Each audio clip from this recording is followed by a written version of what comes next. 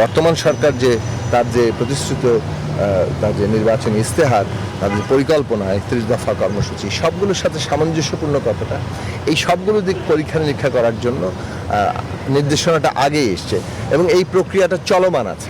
জনবান্ধব ও নির্বাচনী ইশতেহারের সাথে সামঞ্জস্যপূর্ণ প্রকল্প গ্রহণের নির্দেশনা দিয়েছেন প্রধানমন্ত্রী তারেক রহমান। সেই সাথে প্রকল্পের ব্যয় সংকোচনে সবাইকে সচেষ্ট থাকতে বলেছেন তিনি।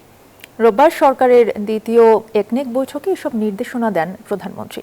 সভা শেষে সাংবাদিকদের এসব কথা জানান পরিকল্পনা প্রতিমন্ত্রী জুনায়েদ সাকিব। এদিন ১৩,৪৪৫ কোটি টাকা ব্যয়ে ১৪টি প্রকল্প অনুমোদন দেওয়া হয়েছে। ভঙ্গুর অর্থনীতি, উত্তরাধিকার সূত্রে পাওয়া বিশাল ঋণের বোঝা, তার উপর মধ্যপ্রাচ্যের যুদ্ধ, সব মিলিয়ে কঠিন সময়ের মধ্য দিয়ে যাচ্ছে দেশ। এমন বাস্তবতায় নতুন প্রকল্প গ্রহণে সতর্ক সরকার। রোববার সচিবালয়ে দ্বিতীয় একনেক সভায় তেমনই বার্তা দিয়েছেন প্রধানমন্ত্রী তারেক রহমান। এদিন 17টি প্রকল্পের মধ্যে 14টি অনুমোদন দেওয়া হয়েছে। 3টি প্রকল্প আরও যাচাই বাছাইয়ের জন্য ফেরত পাঠানো হয়।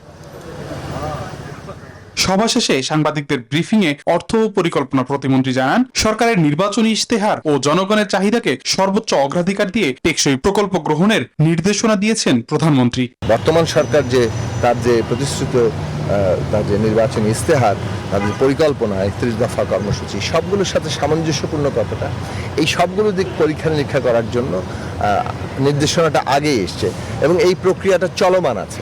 প্রতিমন্ত্রী জানান, প্রকল্পে অহেতুক ব্যয় না করার নির্দেশ দিয়েছেন তারেক রহমান। সেই সাথে প্রকল্প বাস্তবায়নে দীর্ঘসূত্রিতা ও অহেতুক ব্যয় রোধে তদন্তের নির্দেশ দিয়েছেন তিনি। মাননীয় প্রধানমন্ত্রীর নির্দেশটা খুব স্পষ্ট, সেটা হচ্ছে আমাদের মানে সাশ্রয়ী হতে হবে ব্যয়ের দিক থেকে, এটা ১ নম্বর।